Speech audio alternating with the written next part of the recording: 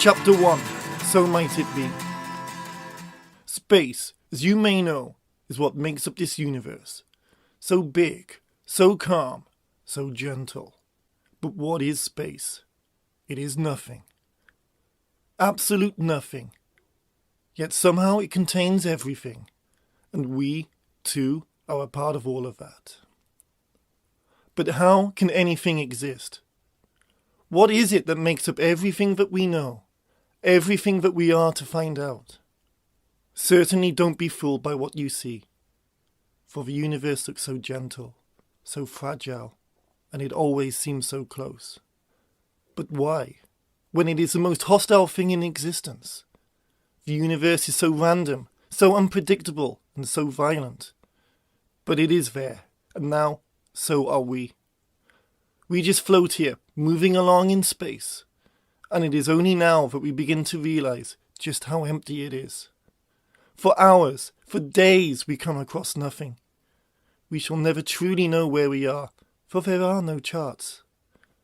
But what we are surrounded by are stars. They create a wall to space, to the universe, make it look so much smaller, so much easier to be able to accept. And this is the gentle, calm side of the universe, where things become so big that it is so easy to forget the mechanics of how it all works, and no longer does it ever seem to matter.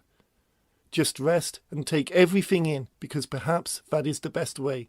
That is how things should be, should they not? But soon we are getting closer to a star.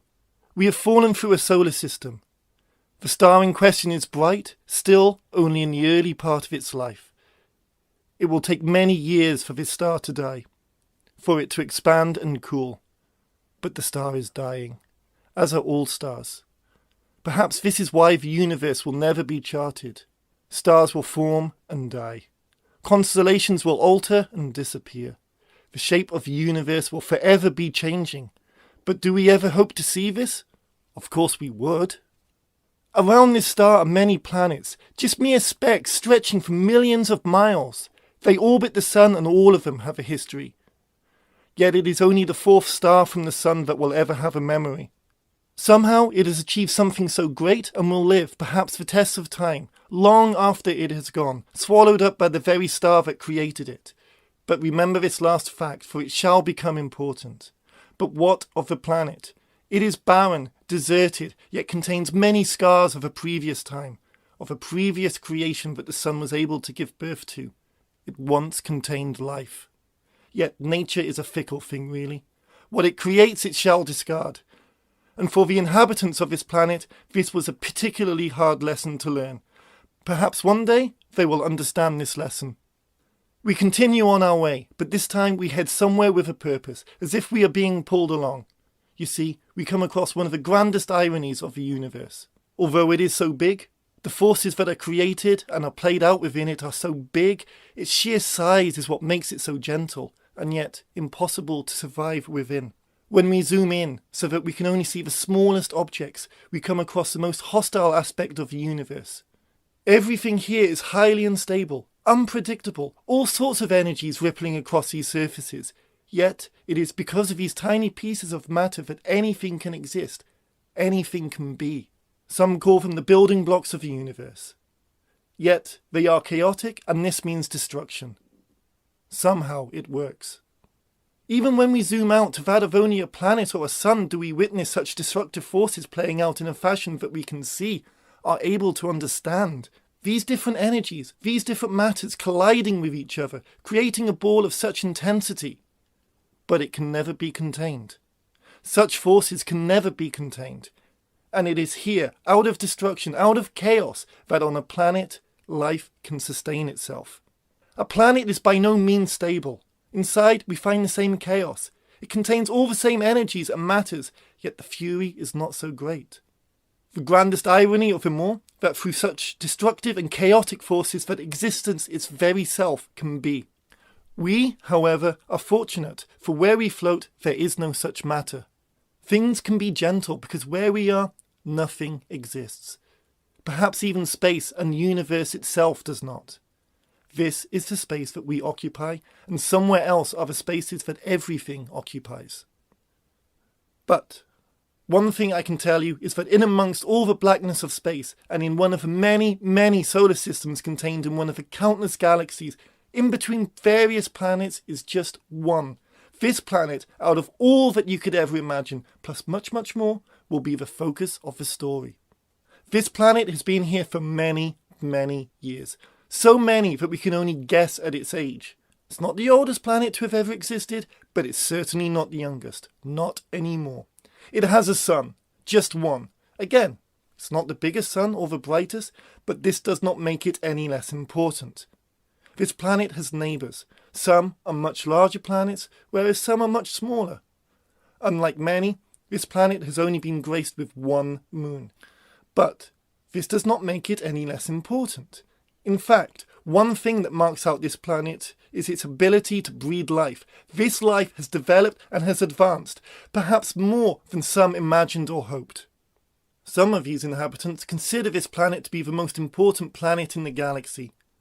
In fact, many consider it to be the most important planet in the entire universe. Now that's saying something. But they're wrong. Just because this planet now has a name, it no longer becomes any more important. After all, it's basically, when you get right down to it, a rock. A rock called Mother Earth. However, Earth is no longer important to just its inhabitants. It's suddenly become important for others. How lucky this planet must be! Maybe not quite so lucky for the inhabitants. But where is this Earth today? What has it achieved for it to be considered the centre of the universe? Nothing. For its closed-minded inhabitants do not fully appreciate who they are.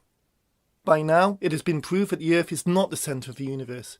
Not that anyone will ever stop believing it, in their own small ways.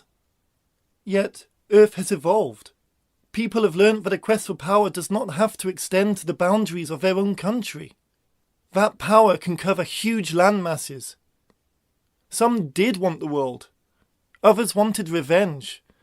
But this is not all that some want the Earth for. Some are much more simple-hearted than perhaps they seem. These people want only to find a new home.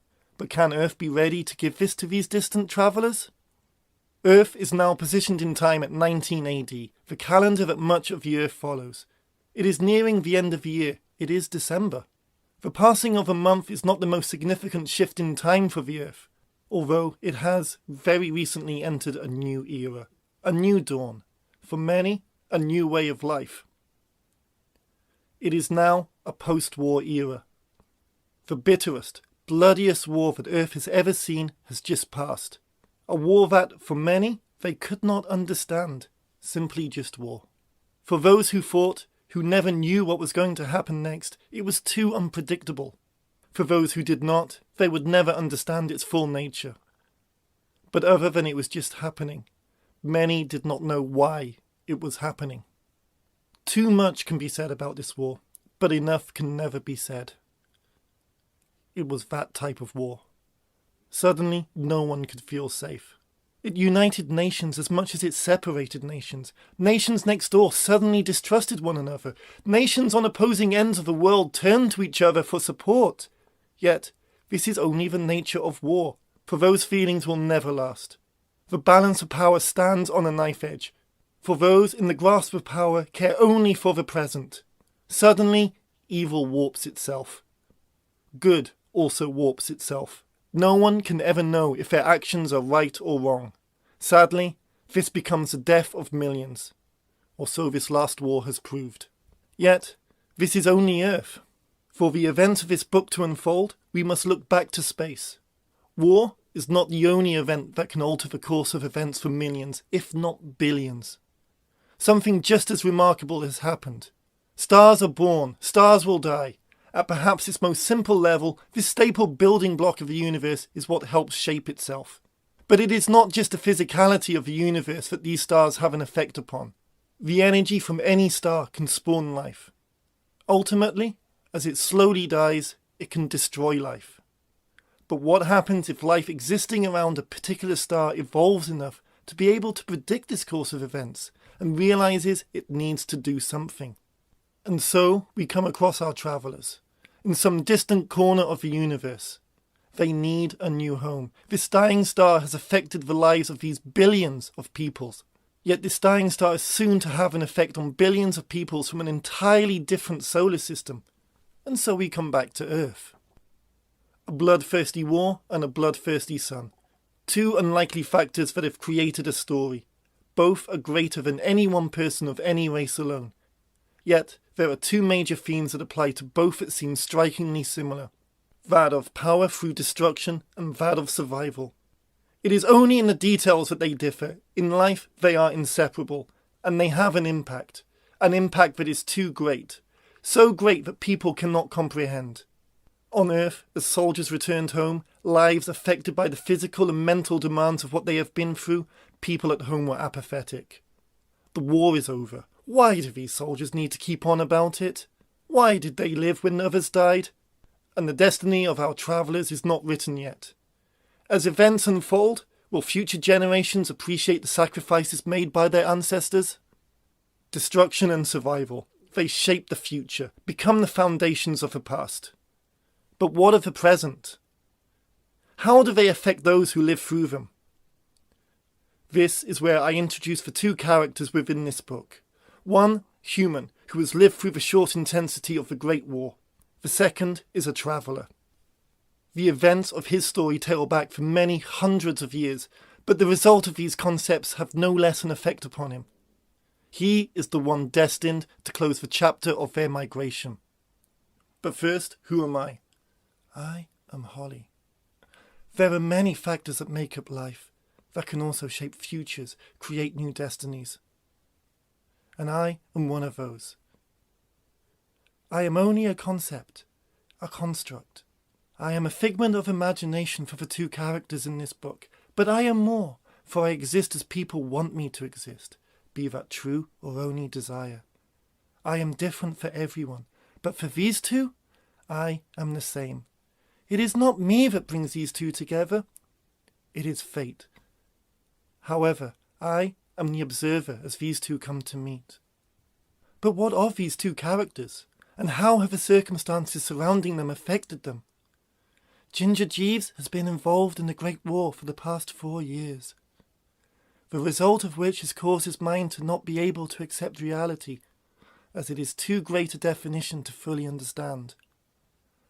Skaj Fright is the leader of these travellers, whose role it is to finally get them to Earth, a role that requires a great strength of character which, perhaps, is too much for just one person. Yet, much as power and survival on such a scale normally out of the hands of just one person, it is the choices of these two that ultimately will drastically affect the entire future in such a way that war can, or the creation and destruction of a solar system. This is the story, then, of two people who must take such a large responsibility into their own hands. Two people that cannot accept the responsibility of themselves. Two people that only desire me.